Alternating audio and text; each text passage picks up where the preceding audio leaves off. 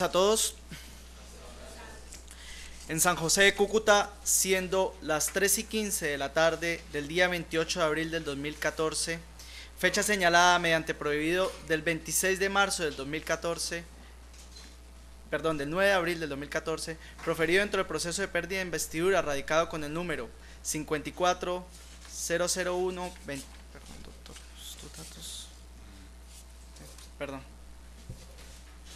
radicados 54001-2333-000-2014-006100.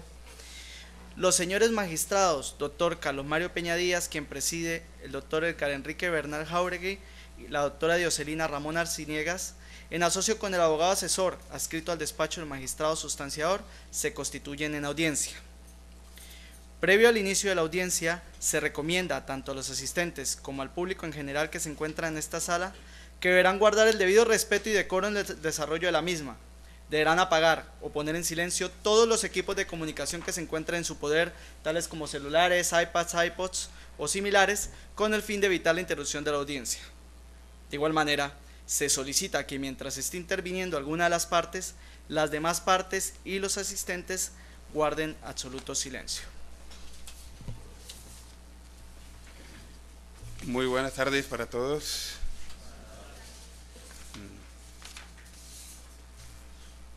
Previo al comienzo formal del desarrollo de esta audiencia, vamos a dar el uso de la palabra a cada una de las partes que intervienen, la parte actora, la parte demandada al Ministerio Público, para que hagan una breve, una rápida identificación, señalando sus nombres y apellidos completos, número de identificación, correo electrónico y los datos concernientes para que queden registrados en el acta correspondiente. Entonces, damos el uso de la palabra a la parte actora para los fines señalados.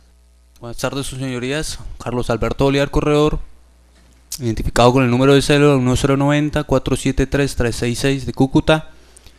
Correo electrónico procuraufps@gmail.com. Dirección, bien. Calle Novena, número 16B, raya 42, Torcoroma 1.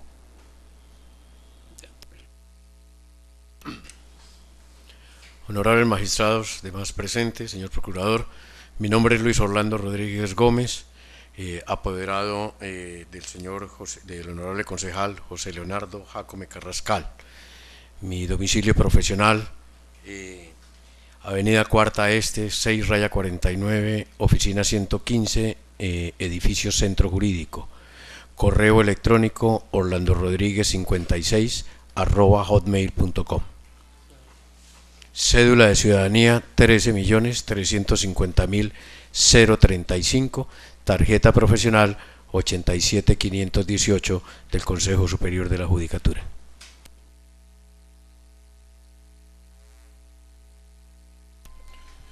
Mi nombre es José Leonardo Jácome Carrascal, cédula 1090-389-350, correo electrónico jolejaca2@gmail.com, residencia es calle Primera, número 306, barrio Comuneros.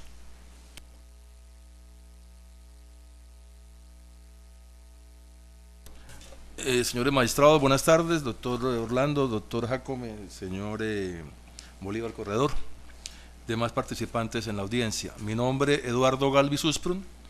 Para los efectos de este proceso soy el procurador 24, judicial 2 administrativos. Mi correo electrónico es proc24hutadm@procuraduría.gov.co. Gracias, señor magistrado. Bueno, previo ya al desarrollo puntual de la audiencia, que tiene que ver con pérdida de investidura solicitada y que se va a traducir fundamentalmente en la exposición de los alegatos de las partes intervinientes en este proceso, el despacho advierte una solicitud del señor Carlos Alberto Bolívar Corredor, donde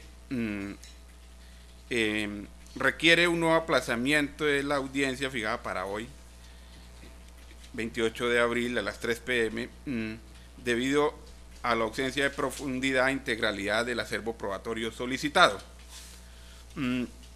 Sobre el particular, el despacho manifiesta que no se accede a ese aplazamiento, habida cuenta que el medio de control de pérdida de investidura que establece el CEPAC, la ley 1437 del 2011, y que tiene su desarrollo legal y reglamentario en la ley 144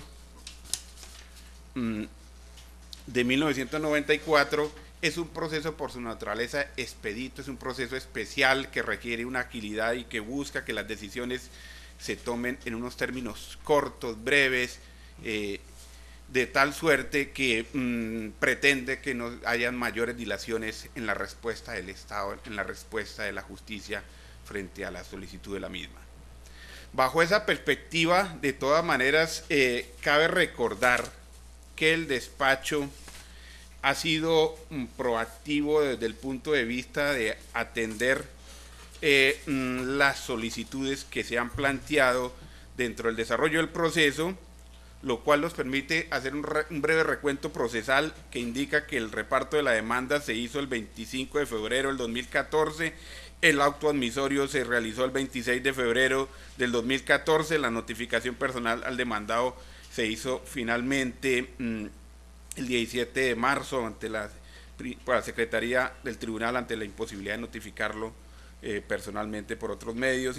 El auto que decreta pruebas y fija fecha de audiencia pública se hizo para el 9 de abril de 2014, ese auto se expidió el 26 de marzo del 2014. Cabe recordar que el artículo 10º de la ley 144 de 1994 establece claramente que al día siguiente hábil el magistrado ponente decretará las pruebas pertinentes y señalará un término hasta de 3 días hábiles para su práctica. En la misma providencia indicará fecha y hora para la audiencia pública que se cumplirá dentro de los 2 días siguientes. Vemos que la ley establece unos términos precisos, puntuales. Sin embargo, el despacho, ante la solicitud del demandante que interpuso recurso de reposición contra el acto de pruebas, llevó a que el despacho hiciera un pronunciamiento un día después de entrar el expediente al despacho desde el punto de vista procesal, resolviéndolo en forma parcialmente favorable al demandante, ordenando la práctica de una prueba y aplazando la audiencia inicialmente fijada para el 9 de abril del 2014, fijando nueva fecha para el 28 de abril del 2014, habida cuenta de la interposición dentro de ese interreno de la Semana Santa, procurando siempre la agilidad y el cumplimiento de los términos que señala la ley. Así las cosas, el 23 de abril del 2014 entró nuevamente el expediente al despacho para resolver la solicitud de pruebas y aplazamiento de audiencia pública, según escrito elevado por el accionante, y el despacho se pronunció el 24 de abril negando la solicitud y por lo tanto confirmando la fecha de la audiencia. Ese es el escenario procesal que nos permite arribar a la conclusión clara de que no hay lugar al aplazamiento de la audiencia. Por lo tanto, el despacho, una vez dado el traslado a las partes pertinentes, dispondrá la realización de la misma. Entonces, en conclusión, se considera viable aplazar la audiencia nuevamente. Ya se realizó un aplazamiento y el conjunto probatorio, permitirá a la sala plena de este tribunal tomar una decisión en derecho. Damos traslado de esta decisión para las observaciones de que haya lugar a las partes. Bueno, muy buenas tardes, señorías, parte demandada y el señor procurador. Ante la decisión de no aplazar o no suspender, que es el término más adecuado,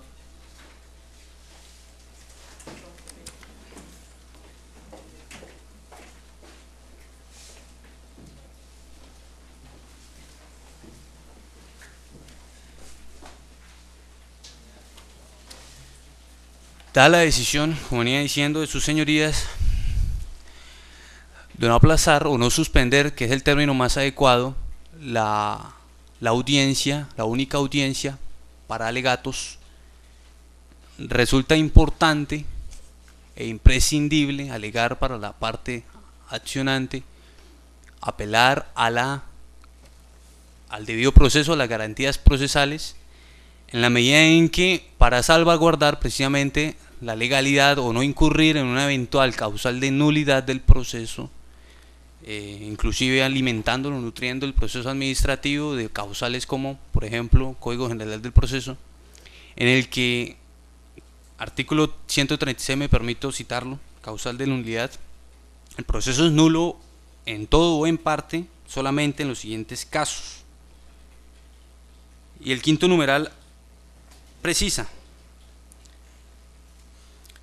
cuando se omita la oportunidad para alegar, cuando se omiten las oportunidades para solicitar, decretar o practicar pruebas, o cuando se omite la práctica de una prueba que, de acuerdo con la ley, sea obligatoria, habida cuenta que la prueba decretada en un inicio, y era la práctica de las pólizas completas, en la medida en que solo se llegó al expediente las carátulas y uno que otro anexo de las pólizas, y era necesario para la parte accionante, para corroborar dentro de las cláusulas de dichas pólizas, la participación, sin entrar a alegar las causales, la participación o la fijación del litis dentro de las cláusulas, resultaba imprescindible para la parte accionante garantizar que al llegar al expediente las pólizas completas.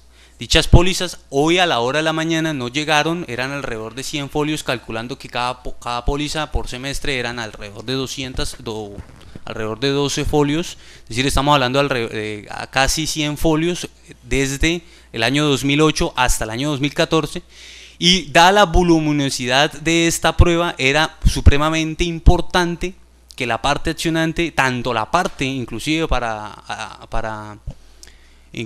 garantizar el derecho a la contradicción de la parte demandada, era imprescindible que las pruebas o las pólizas completas se recaudaran debidamente para garantizar no solo el derecho a un alegato íntegro por la parte accionante, sino también un derecho a la contradicción de la parte demandada. De manera que... Disculpe, señor Bolívar, para efectos de darle un orden y un desarrollo a la audiencia, de la decisión que tomó el despacho, queremos tener certeza de si usted está interponiendo algún recurso, y en caso dado le solicito concrete de manera muy puntual la argumentación y las razones por las cuales disiente de la decisión del despacho. Muchas gracias, qué pena. Sí. Interpongo impugnación, en concreto el recurso de reposición, en la medida en que la prueba decretada por el honorable magistrado sustanciador en el segundo auto, ¿no es cierto?, que era la orden al señor gerente de la compañía aseguradora Solidaria S.A. que llegaran los próximos 3 días las pólizas desde el año 2008 hasta el año 2014, término no perentorio. Sin embargo, era necesario practicar estas pruebas, y que dentro de la demanda admitida, el 9º punto contemplaba: derivado de una práctica de pruebas exactas a los contratos de póliza de seguro en el año antes del día de la elección, se encuentra que dentro de las cláusulas del contrato existe el retorno de una comisión dependiente del índice de siniestralidad del respectivo semestre académico hacia el Consejo Superior Estudiantil como ente elector de la aseguradora. Constataría aún más la ventaja electoral del señor Jacome respecto de cualquier ciudadano que aspire a ocupar cualquier cargo de elección popular. De manera que es importante para las garantías procesales de la parte accionante, y para inclusive los derechos de contradicción a las pruebas que fueron decretadas en un principio y que aún no se ha recaudado, o al menos en las horas de mañana no se había recaudado. Es importante para el derecho a la contradicción de la parte accionante, para la parte accionada, y las garantías procesales, habida cuenta, y aquí hago especial énfasis, ya para terminar, por una eventual violación al debido proceso y a la igualdad de armas, en la medida que el demandado es el tomador afianzado de las pólizas y sí pudo conocer las pólizas completas junto con todas las cláusulas y todos los anexos, la parte demandante no. Y eso es un hecho fáctico jurídico que puede repercutir en las garantías procesales de la parte accionante. Interpongo recurso de reposición.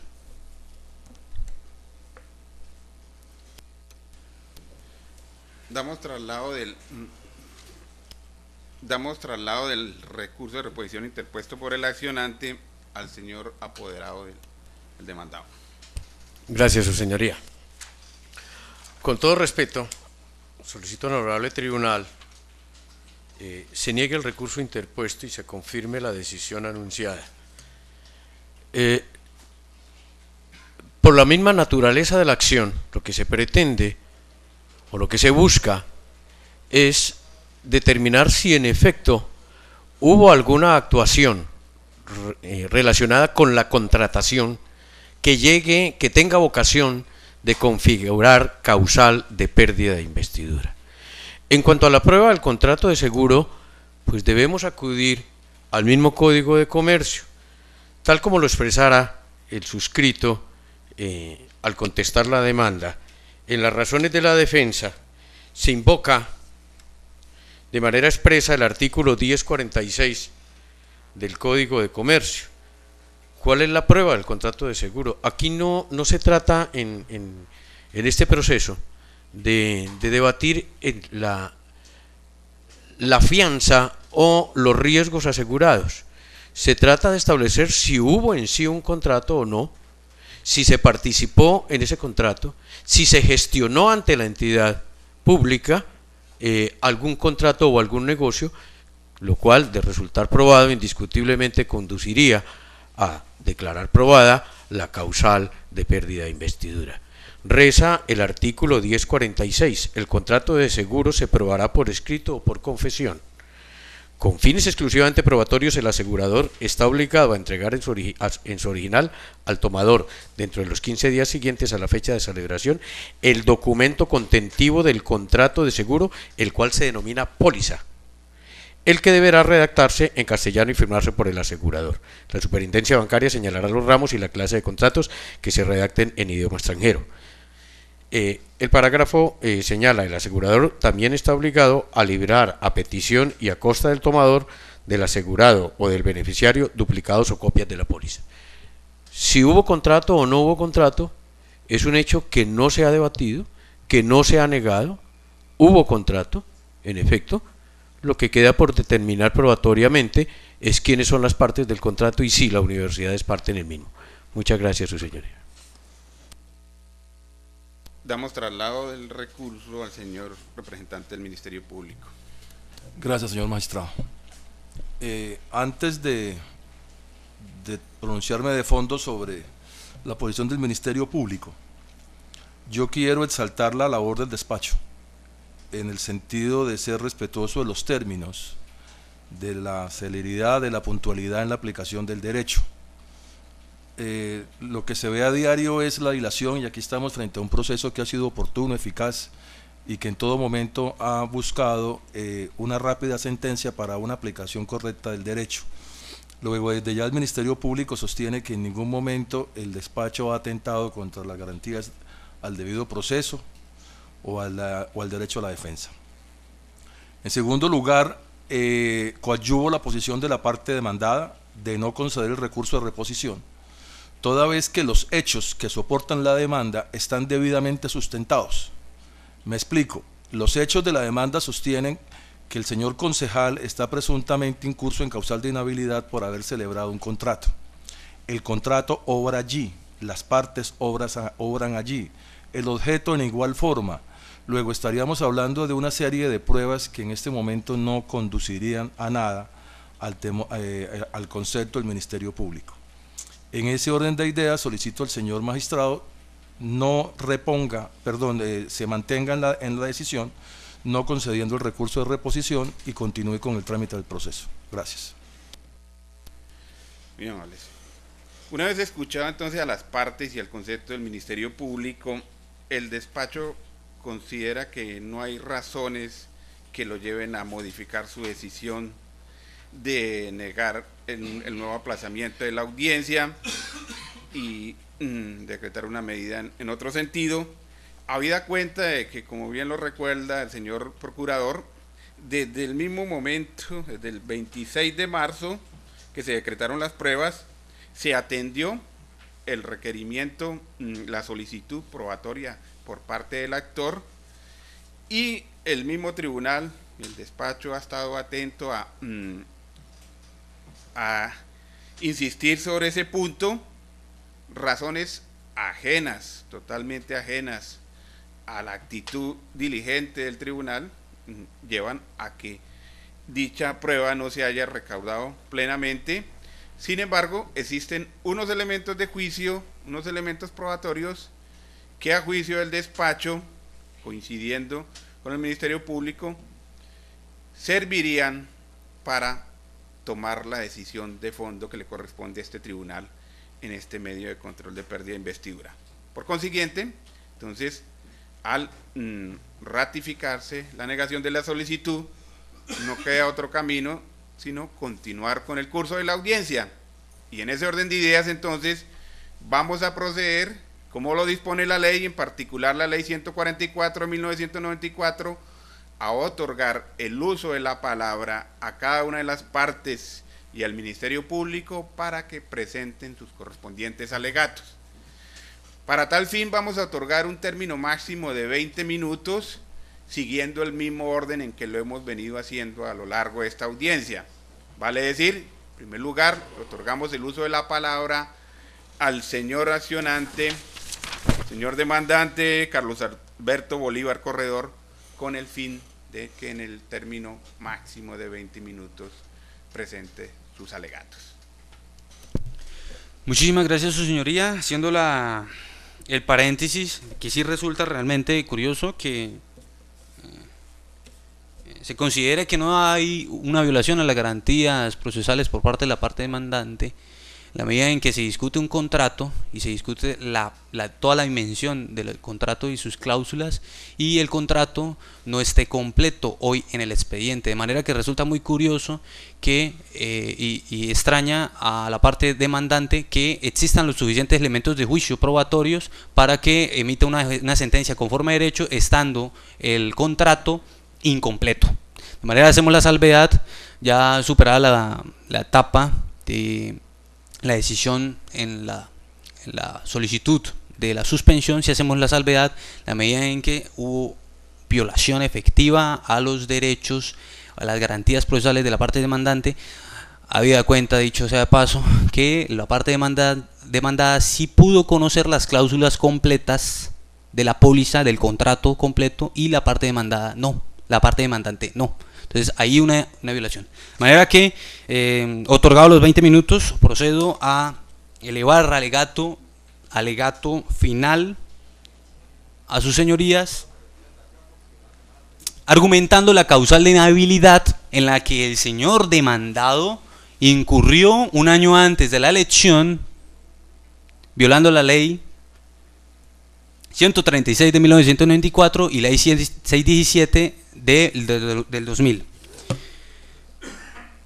Presento respetuosamente alegatos finales acudiendo al Honorable Tribunal Administrativo Norte Santander en busca de las instituciones democráticas establecidas en la Constitución Política de Colombia para solicitar pérdida de investidura del concejal municipal José Leonardo Jácome Carrascal por haber incurrido en causal de inhabilidad contenida en la ley 136 de 1994 y ley 617 del 2000, que establecen: artículo 43 de ley 136 de 1994, a inhabilidades. Dicho sea de paso, esta ley fue modificada por el artículo 40 de la ley 617 del 2000. No podrá ser inscrito como candidato, ni elegido concejal municipal o distrital. Numeral tercero, quien dentro del año anterior a la elección haya intervenido en la gestión de negocios ante entidades públicas del nivel municipal o distrital, o en la celebración de contratos con entidades públicas de cualquier nivel en interés propio de terceros, siempre que los contratos deban ejecutarse o cumplirse en el respectivo municipio o distrito. Artículo 48 de la ley 617 del 2000. Pérdida de investidura de diputados, concejales municipales y distritales y de miembros de juntas administradoras locales. Los diputados y concejales municipales y distritales y miembros de juntas administradoras locales perderán su investidura. Sexto, por demás causales expresadas previstas en la ley, de manera que el artículo 55 de la ley 636 del 1994 no desaparece del mundo jurídico en la medida en que todavía sigue siendo una causal de pérdida de investidura, y los concejales perderán su investidura por violación al régimen de inhabilidades, incompatibilidades o de conflictos de interés. En el caso que nos ocupa se ha elevado una violación al régimen de inhabilidades, toda vez que el seguro estudiantil de la Universidad Francisco de Paula Santander es un negocio jurídico creado por el Consejo Superior Universitario a través del Acuerdo 081 del 2005, debidamente comprobado en el folio 5 del cuadro principal, por el cual se establece el seguro estudiantil en la UFPS.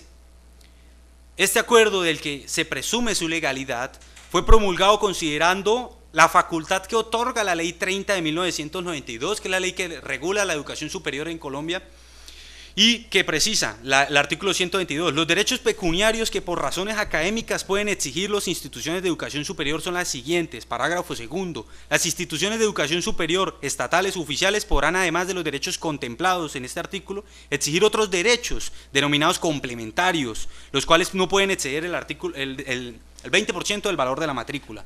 El Consejo Superior Universitario decidió hacer exigible el monto del seguro estudiantil a todos los estudiantes que se matriculen en cada periodo académico, de manera que la UFPS dispone del acuerdo en el acuerdo 081 del 2005, acto administrativo exclusivo del ordenamiento jurídico interno de la UFPS, lo siguiente: artículo primero, subrayo, adóptese el seguro estudiantil en la UFPS para cada vigencia y periodo académico correspondiente.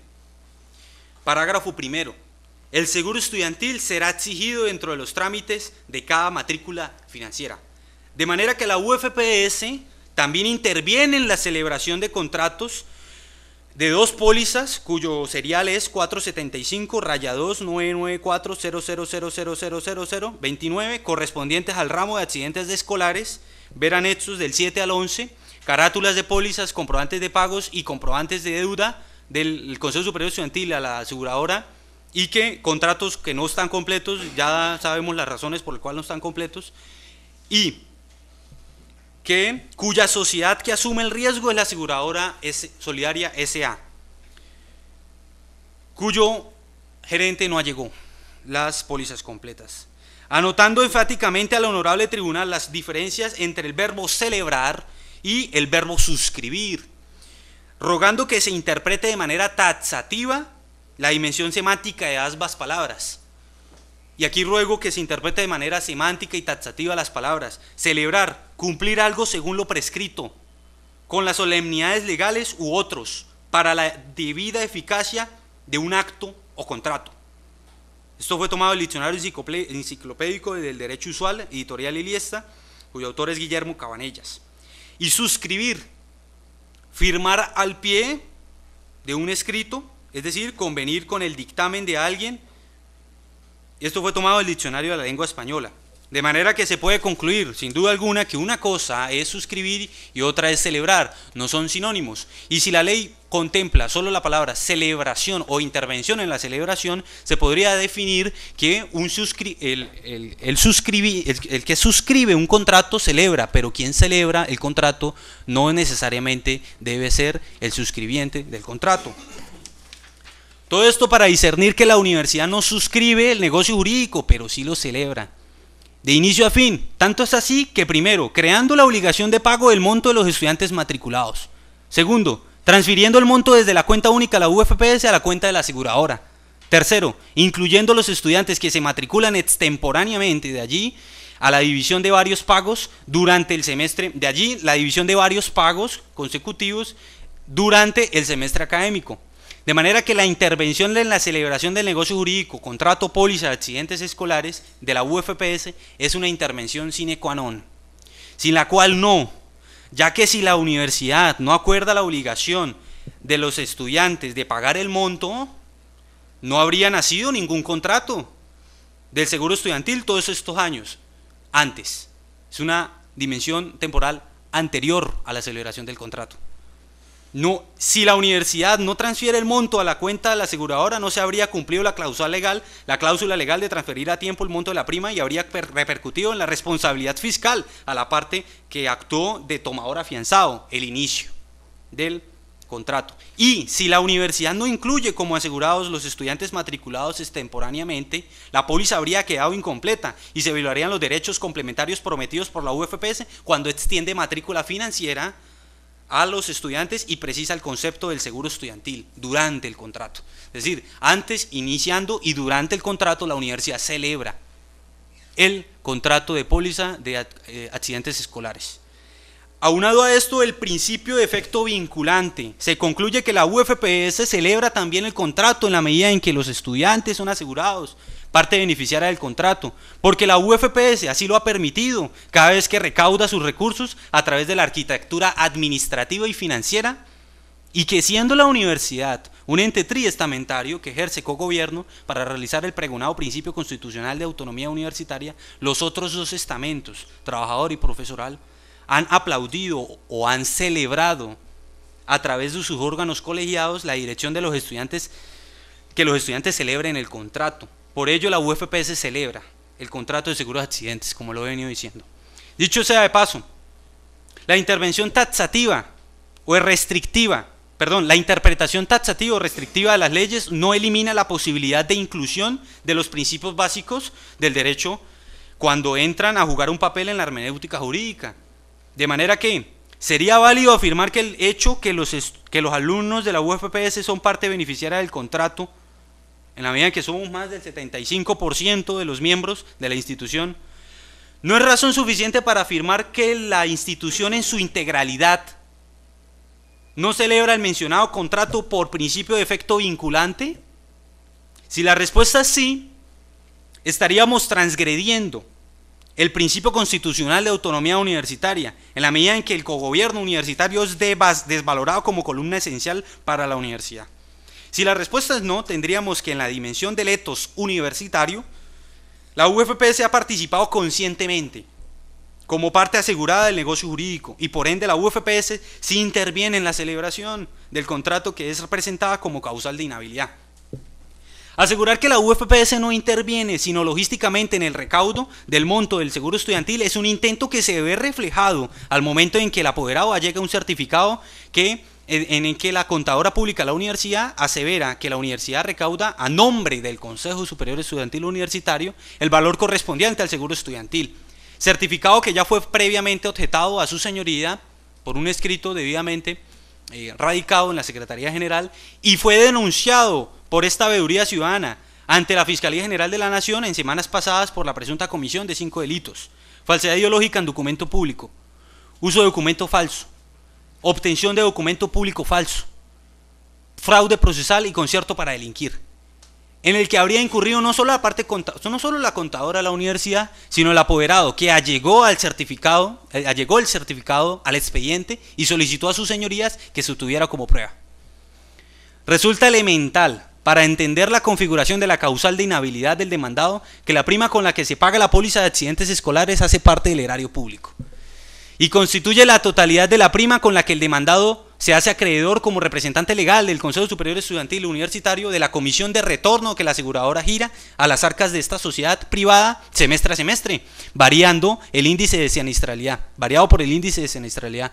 No es cierto que solo lo celebran el Consejo Superior Estudiantil Universitario y la aseguradora solidaria, como manifiesta en contestación el apoderado.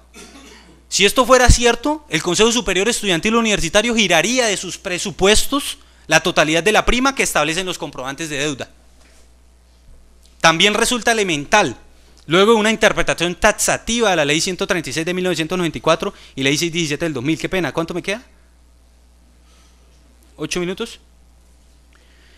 Que el numeral de la Ley 136 lo que apunta es que la causal de celebración de contratos no dice ante entidades públicas. Es decir, que el contratado o el candidato al consejo, quien haya incurrido en una celebración, debe ir ante la entidad pública a celebrar el contrato. La causal dice con entidades públicas de cualquier nivel en interés propio de tercero. De manera que no necesariamente el demandado habría incurrido o habría incurrido, ¿sí?, ante la Universidad Francisco de Paula de Santander a celebrar o suscribir un contrato. No, puede que en un contrato concurran ambas partes, y en este caso concurre una aseguradora, una compañía aseguradora privada, pero ambas partes concurrieron a celebrar dicho contrato, uno suscribiendo el contrato y la universidad celebrando, prestando toda su administración financiera y administrativa y todos los listados de los datos informativos a la aseguradora para que prestara debidamente el servicio.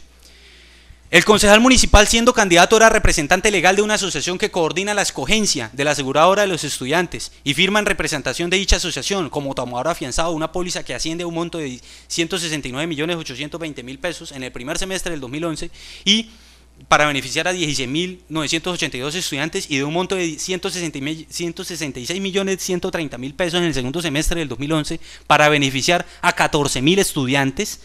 Estudiantes en su mayoría estudian en el municipio de Cúcuta. Es un escenario interpretativo, en un escenario interpretativamente desafortunado para el accionante, en el que se considere que la celebración debe entenderse como suscripción del contrato, se entra a argumentar que el tomador afianzado auténtico de los contratos por seguro estudiantil de las instituciones de educación superior son las mismas universidades a través de su respectivo rector. Eso ya se comprobó por medio de escritos elevados sus señorías, en el que inclusive las universidades privadas, quien celebra como tomador afianzado es el mismo rector. La Universidad de Antioquia, la Universidad Nacional hacen previa licitación pública, convocatoria para celebrar este contrato, de manera que naturalmente el tomador afianzado de los seguros estudiantiles para estos negocios jurídicos es la misma universidad a través de su representante, que es el rector.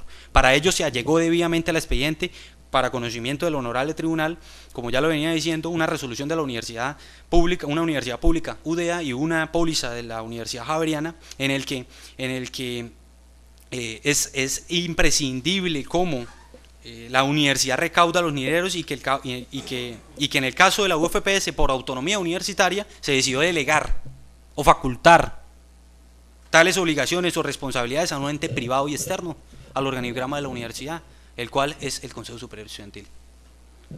Por ello se entiende que el señor concejal municipal celebra un contrato con la universidad en la medida que acepta como función específica servir de tomador afianzado y en representación del Consejo Superior Estudiantil, y para ser acreedor de una comisión de retorno que ya fue debidamente acreditada en los estados financieros y contables allegados por el concejal municipal. No es cierto, como alega el apoderado, que el concejal ha estado legitimado para escoger y celebrar el contrato en nombre de los estudiantes, sin que ante las directivas de la UFPS deba surtirse trámite o gestión alguna, puesto que la obligación de todos los estudiantes de pagar el monto del seguro estudiantil no nace de ningún acto jurídico del Consejo Superior Estudiantil Universitario, nace del acuerdo 081 del 2005, acuerdo creado por la universidad.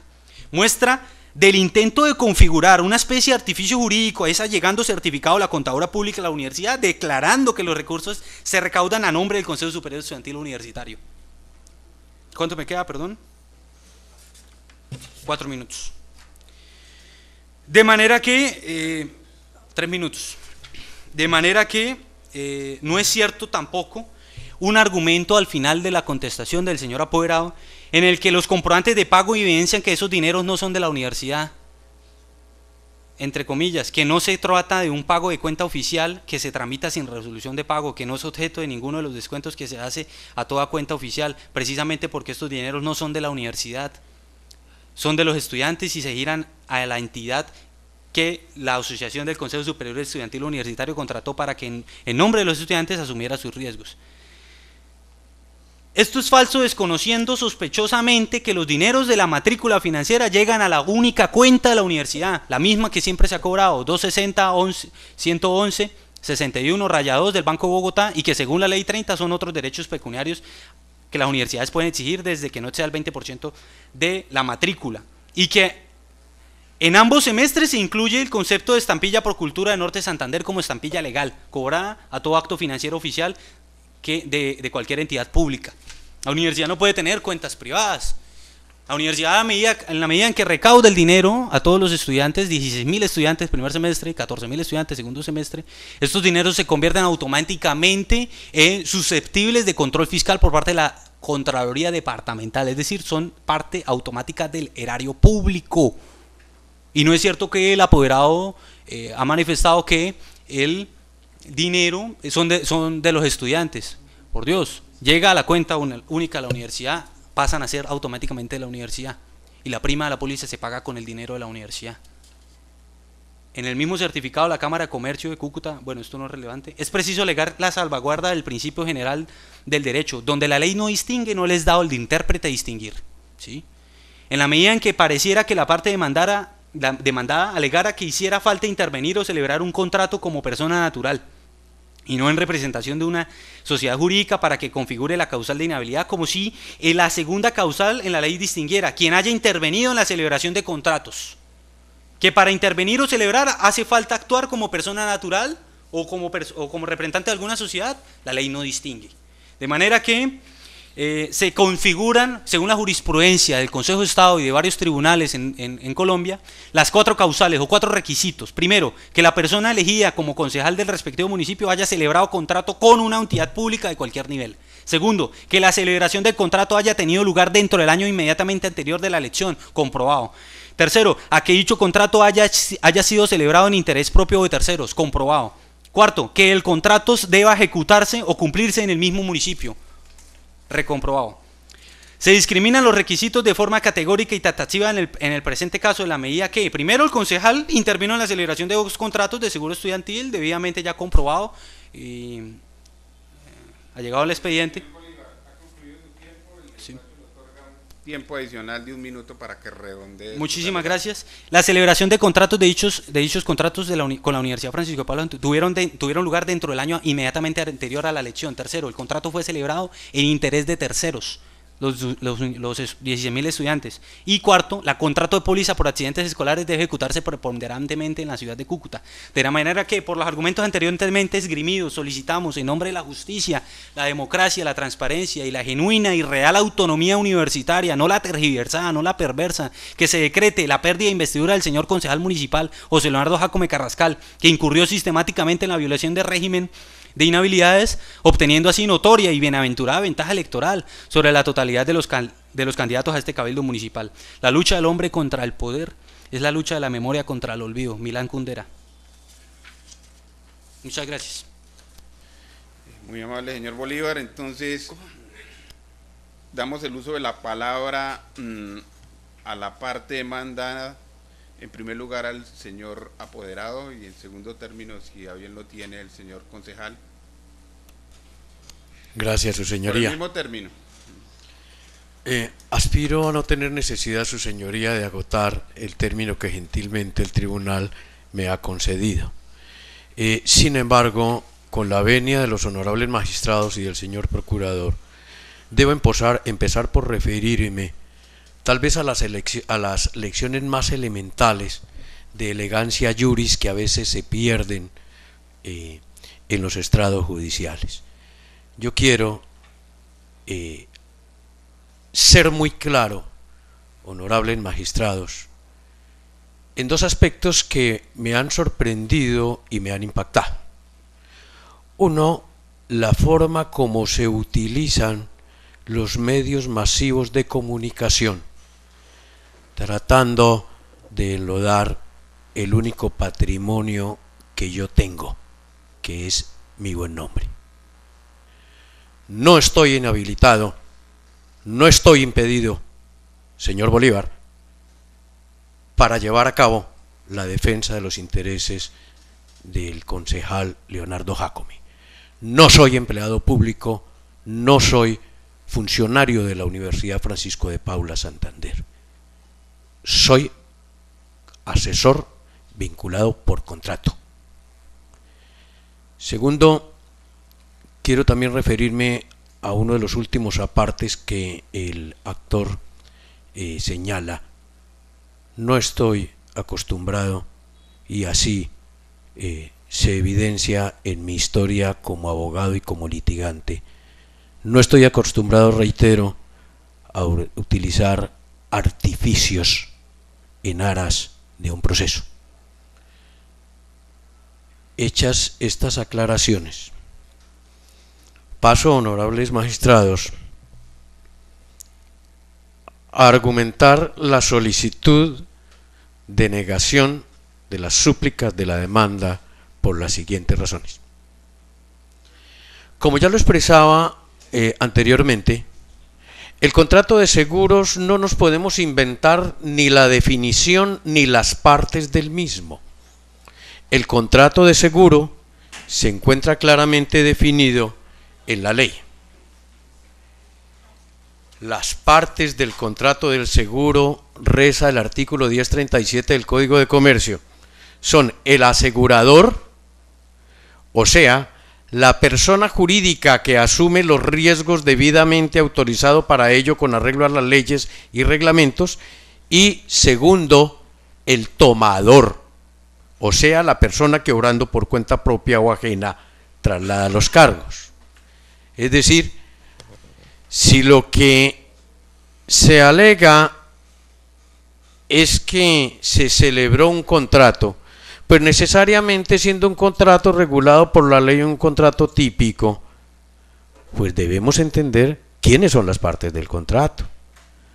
Para ello existe prueba documental aportada por el mismo actor, donde está la copia de la carátula, lo que él denomina carátula, o lo que comúnmente se denomina carátula, que contiene pues la identificación precisamente de las partes, el objeto del contrato, los valores asegurados y los afianzados. En estas pólizas no figura para nada la Universidad Francisco de Paula Santander. Yo creo que para entender el fenómeno del recaudo de los valores por concepto de seguro estudiantil es necesario acá hacer algo de historia que muy seguramente el actor desconoce, porque en ese tiempo no había ingresado a la universidad, no era parte de la comunidad universitaria. Antes de la expedición del acuerdo, que viene anexo como prueba, que obra como prueba en el expediente, se presentaba una situación muy particular en la Universidad Francisco de Paula Santander, y era que el estudiante al momento de matricularse tenía que acreditar el pago de los valores de la matrícula y aparte de ello presentar una consignación de los valores del seguro estudiantil, es decir, eran dos consignaciones que tenía que hacer.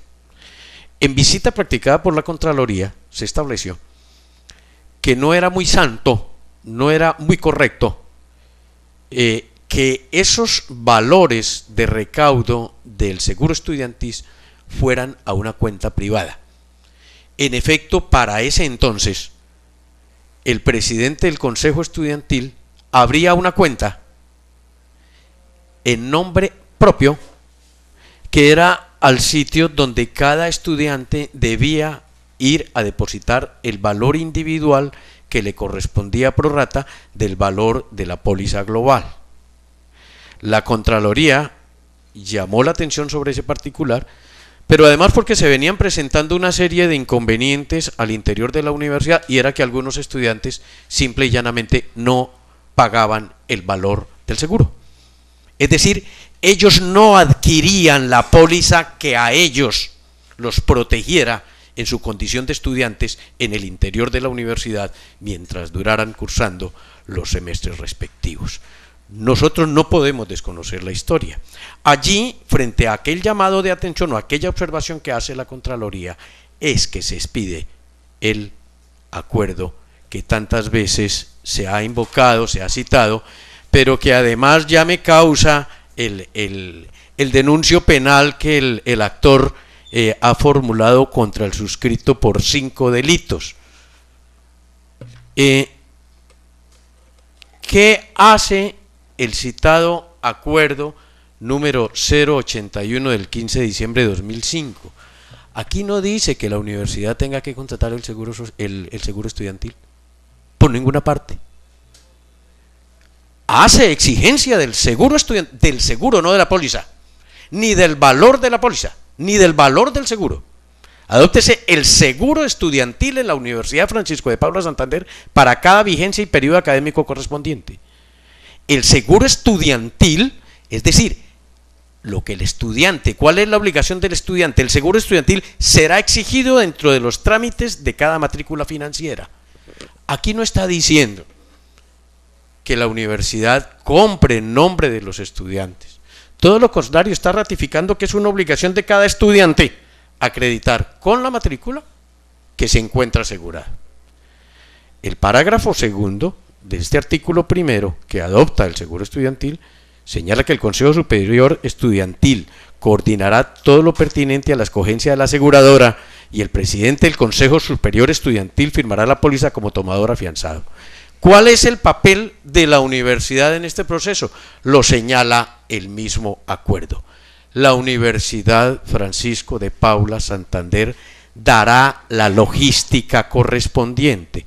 ¿Será acaso que para que la universidad, si los dineros fueran de la universidad, sería acaso necesario que el Honorable Consejo Superior autorizara mediante acuerdo que la universidad, para recaudar sus dineros, adoptara la logística o prestara la logística? No. Pero tampoco puede impunemente predicarse que esta fue una delegación del Consejo Superior de la Universidad al presidente del Consejo Superior Estudiantil. En primer lugar, señalemos que se encuentra probado documentalmente en el expediente la existencia del contrato. Contrato que fuera suscrito entre la Aseguradora Solidaria de Colombia y el tomador, la Asociación Consejo Superior Estudiantil Universitario.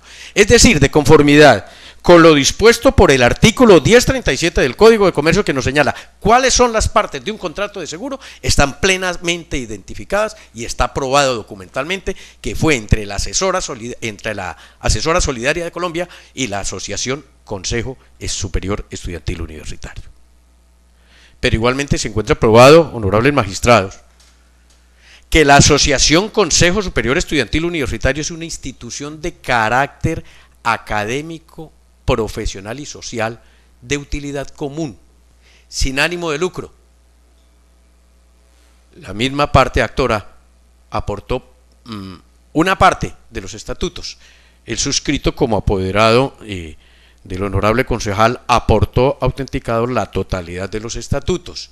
El artículo primero de los estatutos de la asociación define la organización como lo acabo de mencionar. Es decir, que la Asociación Consejo Superior Estudiantil Universitario no es una entidad de derecho público, porque todos sabemos cómo nacen, cómo se pueden crear las entidades oficiales.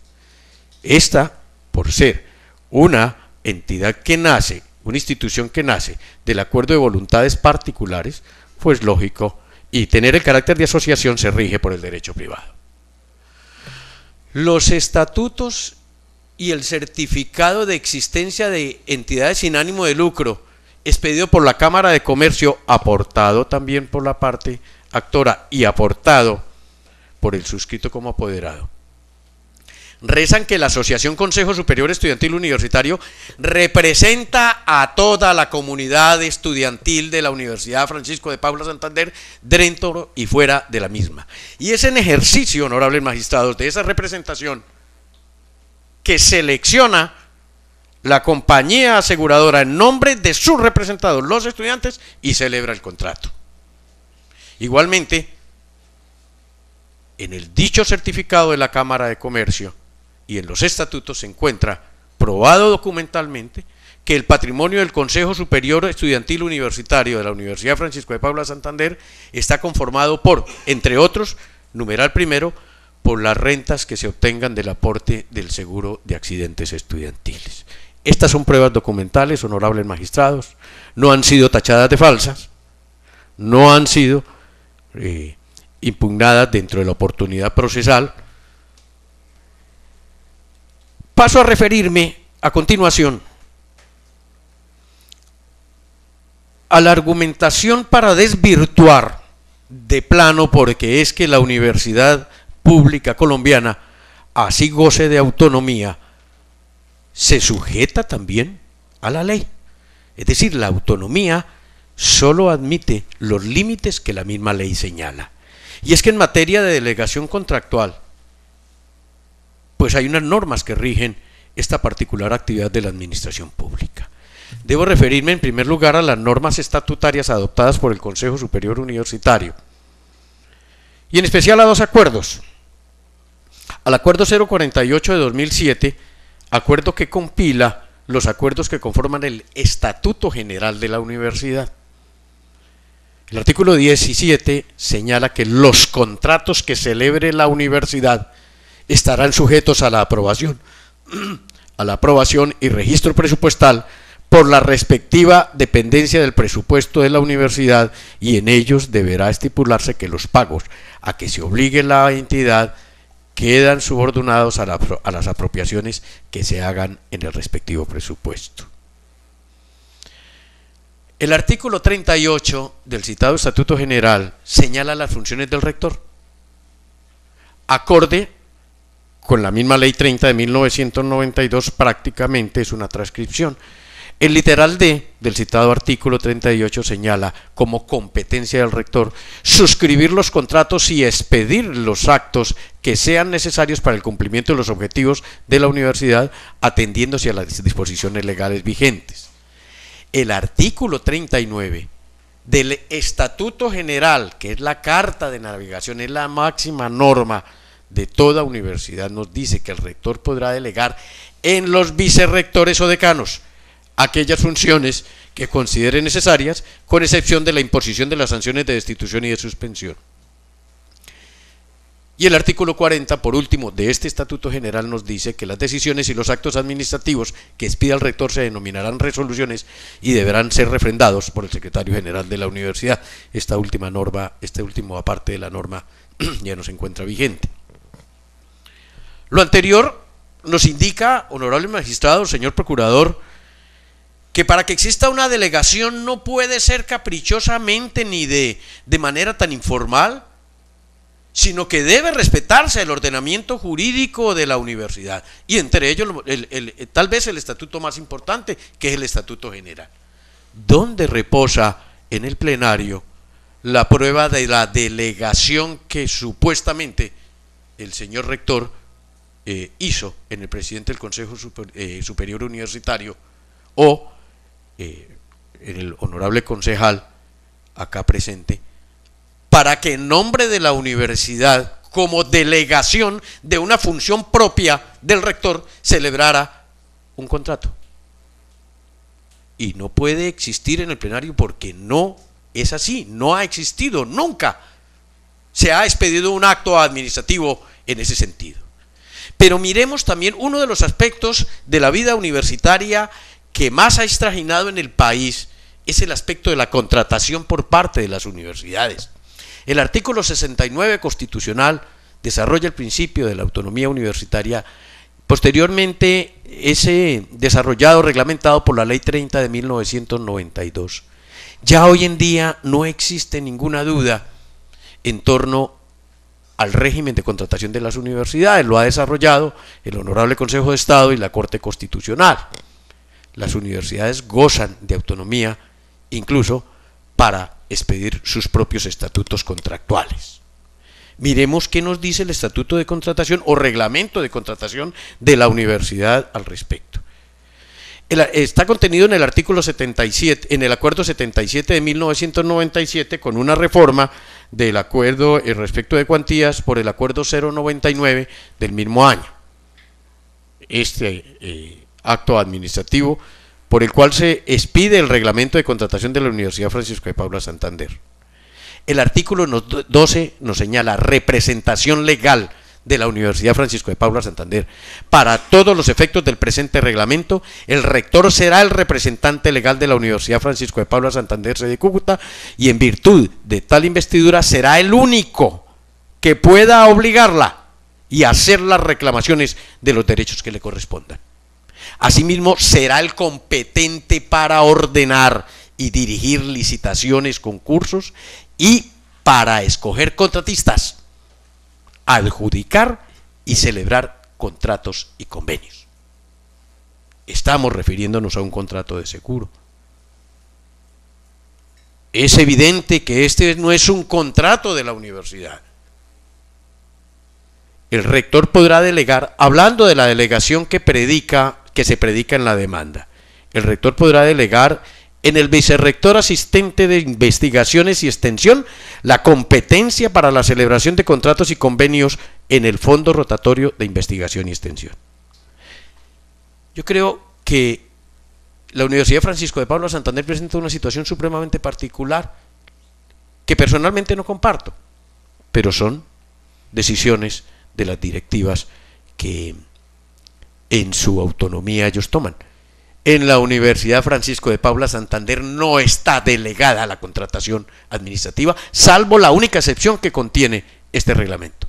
Todos, absolutamente todos los contratos de la universidad, desde la adquisición de un lapicero, de un lápiz, pasando por los contratos que semestralmente se celebran para vincular catedráticos, por todos los bienes y servicios, por absolutamente la totalidad de equipos y laboratorios, todos los celebra el rector de la Universidad Francisco de Paula Santander, porque así lo dispone el estatuto. La única delegación, repito, es cuando se trata de bienes del fondo, fundamentalmente de equipos del Fondo Rotatorio de Investigaciones y Extensión. Como vemos, honorables magistrados, por ninguna parte aparece que la delegación que se predica esté contemplada en el acuerdo que señala la adopción del seguro estudiantil, pero además también devendría ilegal, porque es que el señor presidente del Consejo Superior Estudiantil Universitario no es funcionario de la universidad. Sería el absurdo más ilógico y la aberración más grande que un rector de una universidad delegara en una persona que representa una entidad de derecho público la delegación de contratación. Entonces el espíritu del acuerdo no fue sino legalizar y darle forma a una situación que estaba prestándose para situaciones anómalas. Recuerdo muy bien en esa época, cuando se expidió el acuerdo, que resultó con que un estudiante sufrió un accidente dentro del campus universitario y se acercó a pedir que lo cubriera el seguro estudiantil, y resulta con que él era uno de los estudiantes que no había pagado, no había depositado en esa cuenta personal del presidente del Consejo Superior Estudiantil de esa fecha el valor que le correspondía como seguro. Gracias, su señoría. Por lo tanto, es evidente que el contrato, y así se encuentra aprobado, fue celebrado entre una entidad de derecho privado. Obra también el certificado de existencia y representación de la Cámara de Comercio, donde nos señala que es una entidad sin ánimo de lucro, Asociación Consejo Superior Estudiantil. En la certificación, el objeto social, representar a toda la comunidad estudiantil de la Universidad Francisco de Paula Santander dentro y fuera de la misma. Y la conformación del patrimonio, que como vimos, entre otras, se conforma por los aportes que se obtengan, por las rentas que se obtengan del aporte del seguro de accidentes estudiantiles. Para nada, absolutamente nada, participa la directiva de la Universidad Francisco de Paula Santander en la selección, en el trámite, en la suscripción, en un englobamiento, en la celebración del contrato. Son dineros que cada estudiante paga, y el apoyo logístico que presta la universidad es, con el recibo de pago de la matrícula, señalar el valor que debe cada estudiante cancelar, para que a su vez quien los representa, quien tiene la legitimidad de representación de los estudiantes, contrate la compañía de seguros.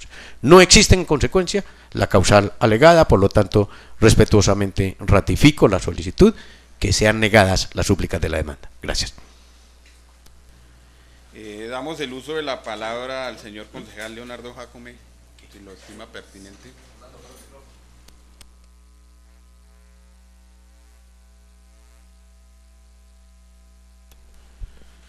Muchas gracias, señor magistrado. Pienso que mi apoderado ha hecho una exposición clara y puntual de lo que es la naturaleza, de lo que el Consejo Superior Estudiantil en su asociación privada y motivación hace con la aseguradora. Esto es una práctica que más allá de hace como 25 años se realizaba. Se presentaba ese problema de que los los estudiantes debían ir con su consignación, pagar su liquidación, pero aparte tener su recibo de lo concerniente al valor de la póliza de accidentes. Llegaba el momento en que un estudiante se accidentaba, iban a verificar qué póliza de accidentes tenía y iban a ver que no lo había pagado. Entonces, en una asamblea, los estudiantes, ¿sí?, y la universidad, en vista de esta problemática, decidieron que entre todos debían tomar una misma póliza y que era el Consejo Superior Estudiantil quien debía elegir dicha póliza. Entonces, la universidad, en su acuerdo, decidió que ellos prestarían la logística necesaria. ¿En qué sentido? En que en la liquidación va identificado el monto o el costo individual de cada uno de los estudiantes. Esos dineros, tan presto ingresan, tienen que pagarse a la aseguradora. Esto no genera ningún registro en las cuentas de la universidad. En presupuesto se llaman gastos no compensados porque no pertenecen al presupuesto de la universidad. Claramente se evidencia que es un contrato privado entre una asociación privada fundada para representar a los estudiantes y en su ánimo de tratar de solucionar este problema que se estaba presentando, y entre una aseguradora. Por eso se le ha hecho llegar a usted también los balances del Consejo Superior Estudiantil, donde se evidencia que pues ahí solamente se maneja, son recursos del orden privado, así como la Cámara de Comercio y todo lo que nos acredita como una asociación privada. Señor magistrado, usted y a todos ustedes, muchas gracias, es lo que tengo que aportar. Bueno, damos el uso de la palabra al señor representante del Ministerio Público. Gracias, doctor Paña, muy amable. La lectura de la demanda de pérdida de investidura nos indica que es presuntamente responsable el doctor Jacome Carrascal de haber celebrado un contrato en el año anterior a la elección.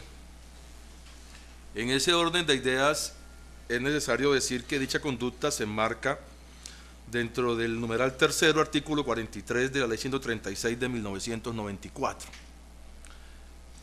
Valga recordar que las causales de pérdida de investidura son taxativas y de orden objetivo, es decir, aquí no caben las interpretaciones o los pareceres, porque el legislador ha sido puntual al momento de redactar la norma.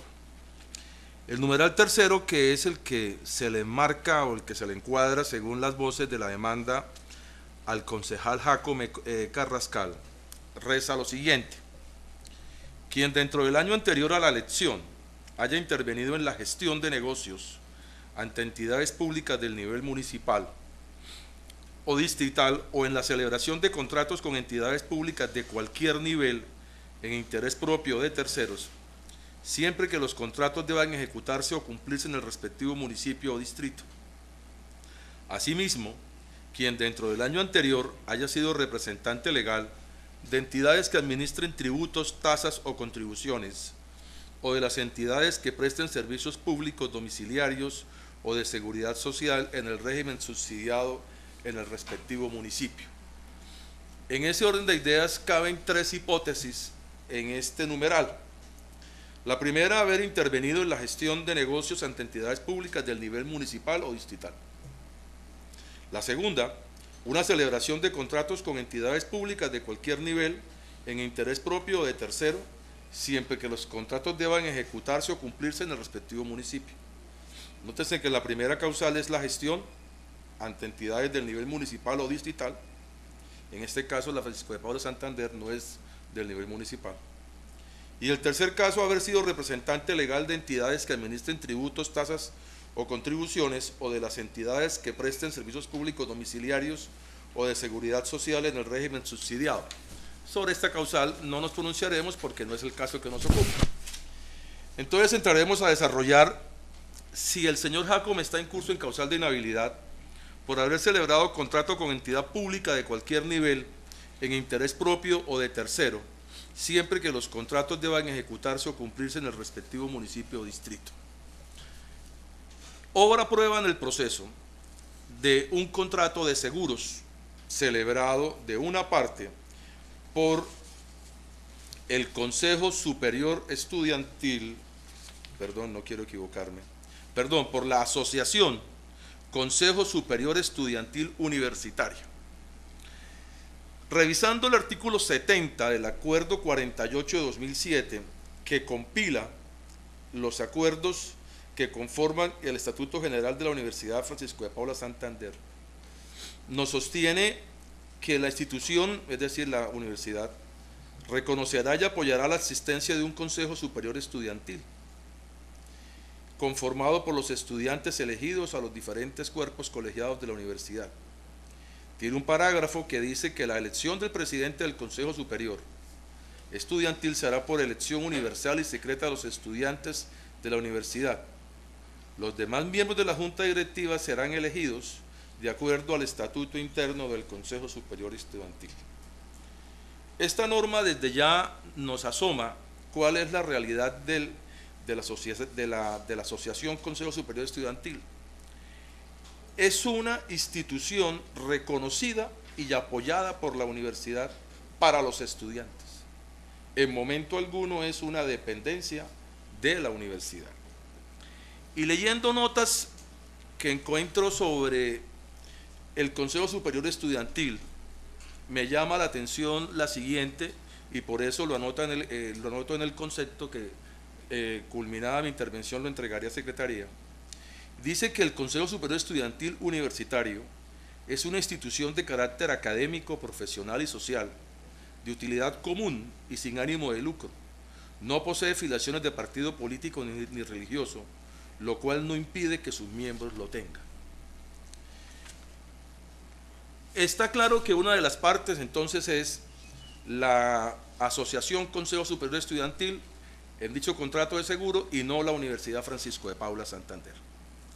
La otra parte es la Empresa Asesora Solidaria de Colombia, que es la empresa aseguradora. En ese orden de ideas, el problema jurídico para la Procuraduría que se debe resolver estriba en lo siguiente: existe violación al régimen de inhabilidades previsto en la Ley 617 de 2000, cuando un aspirante al Consejo Municipal celebra un contrato de seguros en nombre del Consejo Superior Estudiantil Universitario de la Universidad Francisco de Paula Santander de Cúcuta y la Aseguradora Solidaria de Colombia para estudiantes de dicha universidad, siendo las mismas personas jurídicas de derecho privado. Entonces, para no extenderlos, porque lo que se va a plasmar está en el concepto, debemos concluir, y tomando como punto de referencia una ponencia de la sección primera del Consejo de Estado, dentro del radicado 2010-0025-01, con ponencia del doctor Marco Antonio Velilla Moreno, que nos dice claramente que si no se dan las causales taxativamente señaladas y en la forma como el legislador allí lo predijo, no les dado a los operadores jurídicos entrar a hacer interpretaciones del caso. En ese orden de ideas, está claro para la Procuraduría que sí hubo un contrato de seguros, no se hace el contrato sí lo celebró el señor José Leonardo Jacome Carrascal como representante de la Asociación Consejo Superior Estudiantil Universitario de la Universidad Francisco de Paula Santander. Aquí me detengo un instante. El hecho que yo observe y diga de la Universidad Francisco de Paula Santander no quiere decir que sea una dependencia de la universidad. Es una institución que existe dentro de la universidad y es de los estudiantes, mas no es de la universidad. Entonces, en ese orden de ideas, habiéndose celebrado el contrato por parte del doctor Jacome Carrascal con una entidad de derecho privado, no una entidad de derecho público, el Ministerio Público solicita al honorable magistrado no acceder a la pérdida de investidura del concejal José Leonardo Jacome Carrascal y en consecuencia desestimar las pretensiones de la demanda. Muchas gracias, señor magistrado.